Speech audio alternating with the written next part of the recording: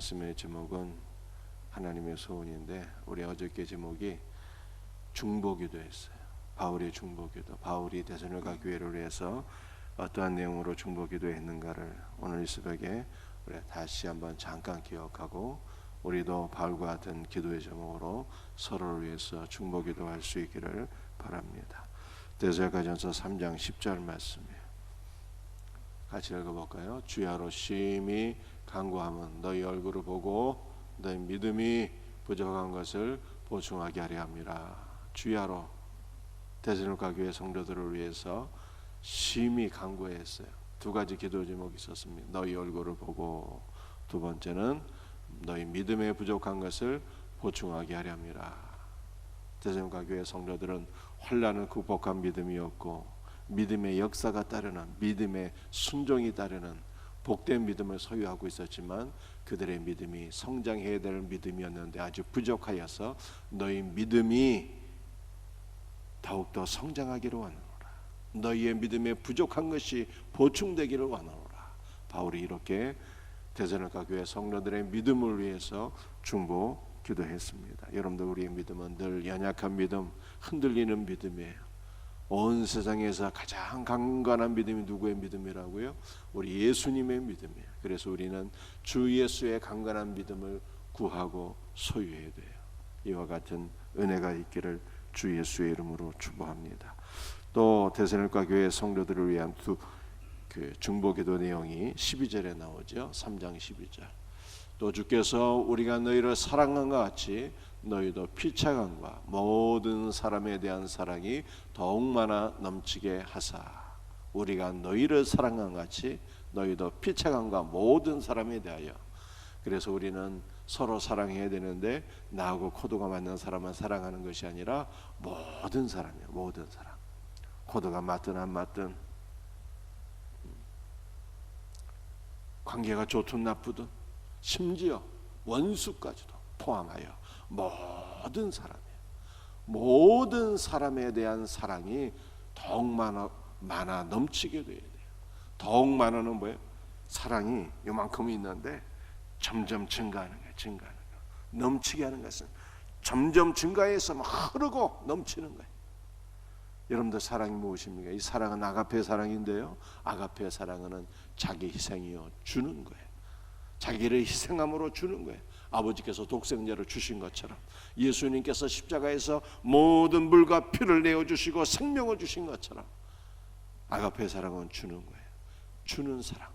이 아가페 사랑이 우리 안에 더욱더 많아지고 넘치게 되기를 주 예수의 이름으로 축복합니다. 여러분도, 오늘 말씀의 제목은 하나님의 소원인데요, 우리 데살로니가전서 4장은 크게 두 부분으로 나뉘어져 있어요. 하나는 하나님을 기쁘시게 하는 생활, 하나는 예수 그리스도의 재림을 예비하는 생활. 이 두 가지로 크게 나뉘어져 있는데, 하나님을 기쁘시게 하는 삶이 무엇인가를 쭉 설명하고 있는데요, 우리 첫 번째 살펴볼 것은 데살로니가전서 4장 3절에 함께 같이 말씀을 읽도록 하겠습니다. 하나님의 뜻은 이것이니 너희의 거룩함이라. 곧 음란을 버리고 각각 거룩함과 존귀함으로 자기 아내 대할 줄을 알고. 여러분들, 이 말씀 그렇게 어렵지 않죠? 음란을 버리고 거룩함으로 존귀함으로 자기 아내를 대하라. 그렇게 어렵지 않은데요, 이 뭔가 좀 다른 뜻이 있는 것 같아요. 왜냐하면 하나님의 뜻은 이것이라고 했는데, 이 하나님의 뜻이 단수예요. 하나님의 뜻, 간절한 소원이에요. 간절한 소원이래요. 하나님의 단 하나뿐이 없는 간절한 소원이라고 말씀하고 있어요. 그래서 이 뭔가 하여간 다른 의미가 있는 것 같다라고 하는 생각이 들어요. 여러분들은 하나님의 단 하나뿐이 없는 간절한 소원이 무엇이라고 생각하십니까? 너희의 거룩함이래요. 여러분들, 거룩하다라고 하는 이 단어는요, 하나님께 봉헌되어진 이러한 뜻이에요. 여러분도 우리는 이미 다 하나님 앞에 거룩한 자가 되었어요. 왜냐하면 우리가 우리 몸을 다 하나님 앞에 드렸기 때문입니다. 여러분도 구약시대에 하나님의 성전에 봉헌되어지는 것은 모든 것이 다 거룩해진 거예요. 소도 양도 비둘기도 성전에 들어가기 전에는 속된 것이었지만 성전 안으로 들어가는 순간, 하나님께 바쳐지는 순간 거룩해지는 거예요. 하나님께 속한 것은 다 거룩한 거예요. 사람이든 짐승이든 모든 것이 하나님께 바쳐지는 것은, 하나님은 거룩하신 분이기 때문에 거룩한 하나님께 바쳐진, 하나님께 속해진 모든 것은 다 거룩해지는 거예요. 여러분들, 우리는 윤리적으로 도덕적으로 흠이 있는 존재들이지만 우리가 하나님 앞에 봉헌된 자들이기 때문에 하나님의 은혜로 말미암아 우리가 다 거룩하게 된 것을 믿으시길 바랍니다. 그러므로 우리가 성도잖아. 성도가 무엇입니까? 거룩한 무리의 거룩한 백성. 교회는 성도, 거룩한 백성이에요. 이미 거룩해진 거예요. 하나님의 뜻은 이것이 너희의 거룩함이라. 곧 음란을 버리고. 여러분들 로마 시대는요 다신교였어요. 바울 시대가 로마 제국 시대 아닙니까? 다신교였어요. 다신교에서는 이방 신전에서 이방 신들을 섬길 때 창기들이 있어갖고 그 우상을 숭배하는 예식의 일부분이 창기와 연합하는 것. 창기와 연합하는 것은요 어떠한 의미가 있는 것입니까? 곧 이방 귀신과 더불어 연합하는 것을 가리키는 것입니다. 너희가 이 음란을 버리고 각각 거룩함과 존귀함으로 자기 아내에 대할 줄을 알라. 여러분들, 거룩함은 이미 설명드려요. 존귀함은 가치예요. 가치를 부여하라는 거예요. 무엇에 가치를 부여합니까? 자기 아내에게 가치를 부여하라는 거예요. 하나님께서 영원 전부터 선택하시고 예정하시고 짝지어 주신 너희 아내, 너희의 남편, 자기의 배우자에 대해서 가치를 부여하고 아내와 더불어 연합하라, 이런 말씀. 그런데 남편과 아내의 연합은요 성경에서 그림자에 불과한 거예요. 성경에서 남편과 아내의 연합은 무엇을 가리키고 있는 것일까요? 바로 그리스도와 신부인 교회의 연합을 가리키는 거예요. 그러므로 바울이 에베소서 5장에서 이렇게 말씀하고 있습니다. 같이 말씀 읽어보도록 하겠습니다. 사람이 부모를 떠나 그의 아내와 합하여 그 둘이 한 육체가 될지니 이 비밀이 크도다. 나는 그리스도와 교회에 대하여 말하노라. 이렇게 말씀합니다. 사람이 부모를 떠나서 아내와 연합하는 것이 하나님의 뜻인데 이것은 무엇을 가리키는 것이냐? 바로 그리스도와 교회의 연합을 가리키는 것이다. 성경이 이렇게 말씀하고 있습니다. 그러므로 하나님의 유일한 소원, 단 하나뿐이 없는 간절한 뜻은 무엇입니까? 우리가 세상과 더불어 연합되는 것이 아니에요.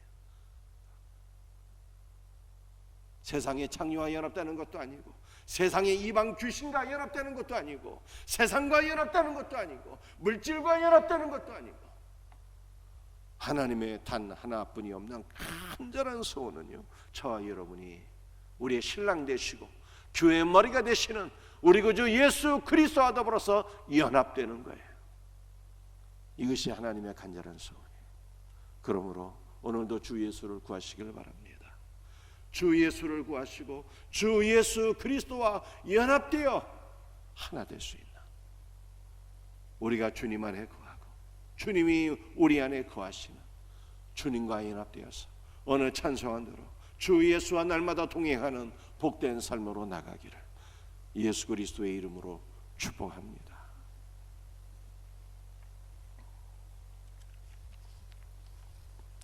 데살로니가전서 4장 5절과 6절 말씀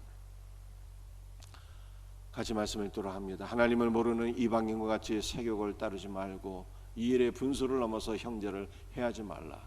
이 모든 일에 주께서 신원하여 주심이라.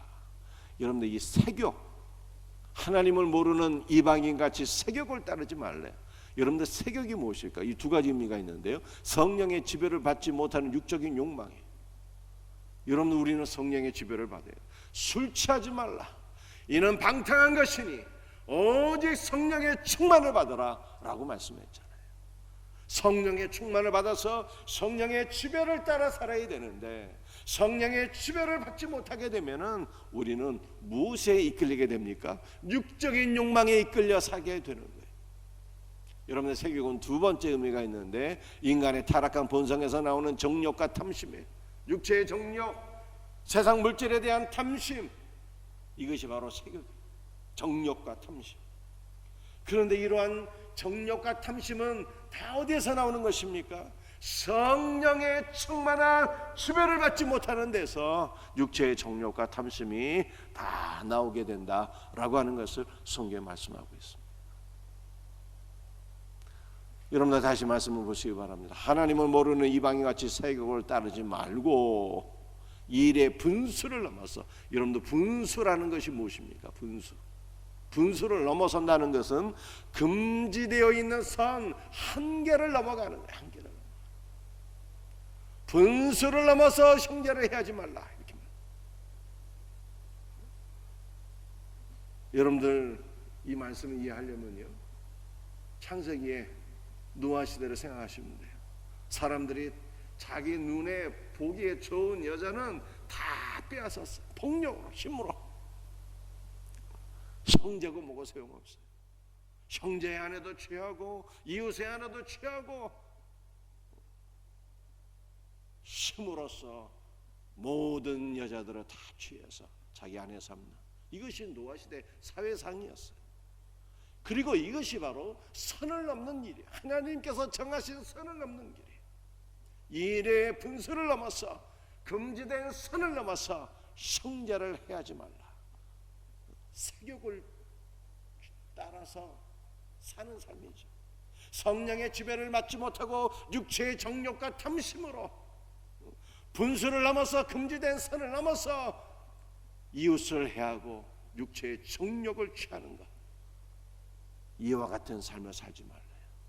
왜냐하면 이 모든 일에 주께서 신원하여 주심이라 이렇게 말씀합니다. 신원한다는 것은 주께서 원수를 갚으신다는 거예요.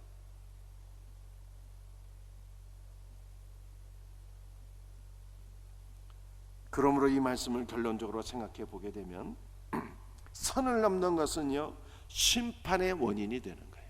선을 넘는 것은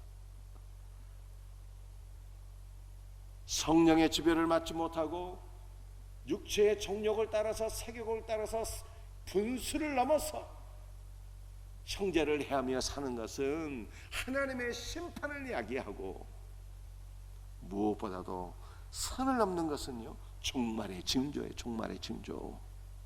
노아 시대 사람들이 분수를 넘어서 살았더니 하나님의 심판이 왔던 것처럼 오늘 이 시대에도 하나님께서 정하신 금지된 선을 넘어서 사는 것은요, 심판을 이야기하고 종말이 다가왔다는 것을 우리들에게 보여준다는 뜻이에요. 여러분들 스스로 한번 생각해 보세요. 지금 우리가 살고 있는 이 사회가 금지된 선을 넘어서고 있습니까? 아닙니까? 만약 우리가 살고 있는 이 시대가 여러분들이 생각할 때 금지된 선을 넘어서고 있다면 이것은 무슨 뜻인가요? 종말이 다 되었다는 거예요. 주님이 오셔서 심판하실 때가 다 되었다는 뜻입니다. 사랑하는 성도들이요, 만약 주님이 다시 오시는 일이 없다면, 만약 주님의 심판이 없다면, 주님께서 신원하시는 일이 없다면 육체의 세격을 따라서 살아도 아무 상관이 없어요. 그러나 여러분들이 주님이 다시 오신다고 생각하신다면, 주님의 심판이 반드시 있다고 생각하신다면 우리는 어떠한 삶을 살아야 되는 것입니까? 사격을 추구하는 삶, 금지된 선을 넘는 삶이 아니라 주님께서 맡겨주신 사명을 감당하는 자가 되어야 돼요. 거룩한 삶을 살아야 되고 그리스도 예수와 연합이 되어야 되고 주님께서 맡겨주신 사명을 감당하는 자가 되어야 돼요.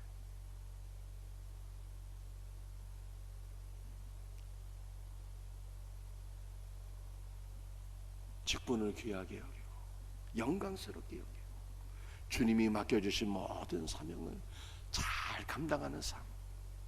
이러한 삶은 신원이 아니라 하나님께서 반드시 은혜와 복으로 채워주시는 거예요. 성경 뭐라고 말씀하고 있습니까? 의인과 의인의 후손을 하나님께서 반드시 복 주신다. 성경이 약속해. 이와 같은 은혜가 우리 모두에게 있기를 주 예수의 이름으로 축복합니다. 마지막 말씀인데요, 데살로니가전서 5장 9절 10절. 데살로니가전서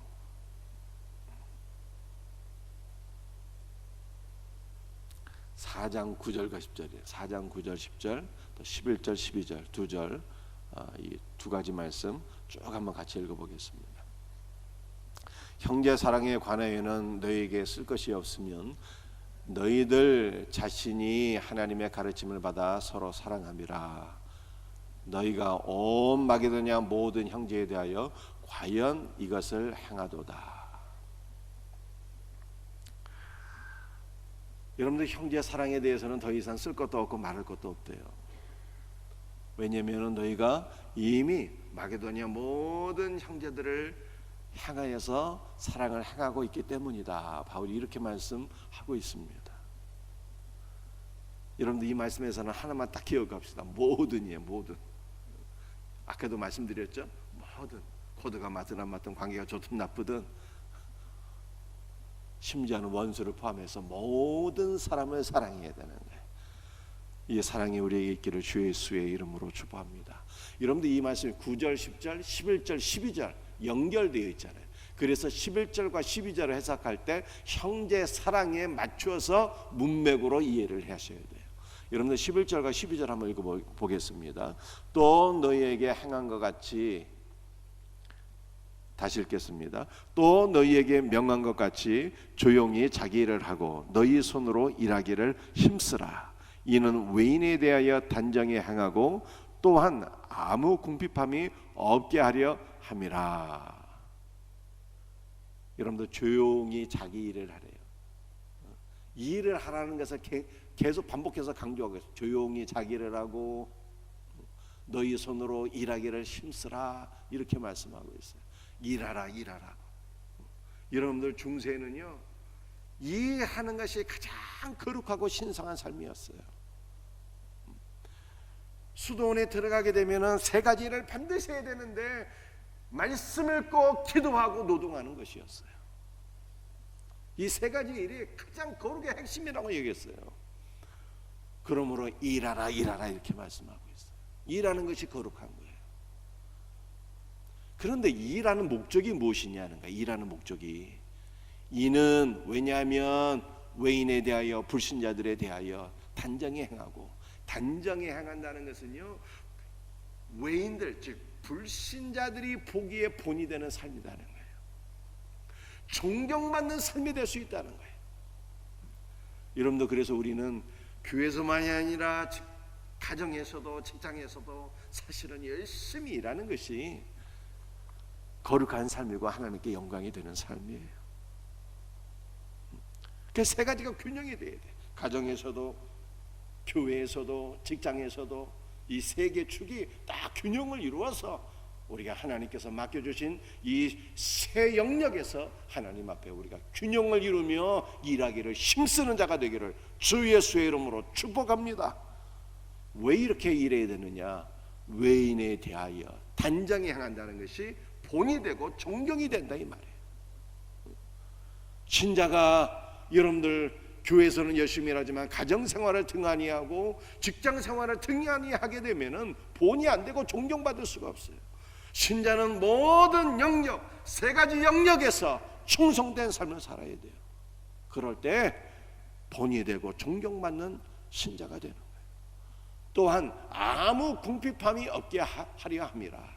여러분도 궁핍함이 없다는 것은 가난하지 않게 하려 함이라 이런 뜻도 되지만은요, 영어 성경에는 어떻게 되어 있는가 하면은 다른 누군가를 의지하지 않게 된다는 거예요. 너희가 열심히 일하게 될 때 경제적으로 다른 누군가를 의지하지 않게 된다 이런 뜻이에요. 그런데 우리가 열심히 일할 때 작게는 다른 누군가를 의지하지 않게 되지만 한 걸음 더 나가서 우리가 일하고 또 일하게 될 때 다른 누군가를 의지하는 것이 아니라 다른 누군가를 도울 수 있게 되는 거예요. 그리고 이것이 바로 형제 사랑과 연결이 되는 거예요. 일하고 또 일해서 다른 누군가를 돕는 것, 이것이 형제 사랑이요. 이것이 바로 아가페 사랑이에요. 아가페 사랑은 주는 거예요. 그리고 주는 것이, 기도하고 주는 것이 곧 전도라 라고 하는 것을 바울이 강조하고 있어요. 말씀을 마치겠습니다. 하나님을 기쁘시게 할 수 있는 저와 여러분의 삶이 될 수 있기를 주의 예수의 이름으로 축복합니다. 하나님의 간절한 소원 그리스도와 연합하는 거예요. 하나님을 기쁘시게 하는 삶이 무엇입니까? 금지된 선을 넘으면 안 돼요. 사교육을 따라 사는 것이 아니라 성령의 충만함을 받아 살아야 돼요. 그렇지 않으면 하나님의 심판이, 종말에 재림하시는 주 예수로부터 반드시 심판을 받게 된다. 성경이 이걸 말씀하고 있어요. 마지막으로 하나님을 기쁘시게 하는 삶, 일하고 또 일해서 누군가를 돕는 거예요. 이것이 형제 사랑이요, 이것이 하나님을 기쁘시게 하는 거예요. 가정에서도, 교회에서도, 직장에서도 최선을 다해서 일하고 도울 수 있는 저와 여러분의 삶이 될 수 있기를 주 예수의 이름으로 축복합니다. 기도하시겠어요? 아버지 하나님,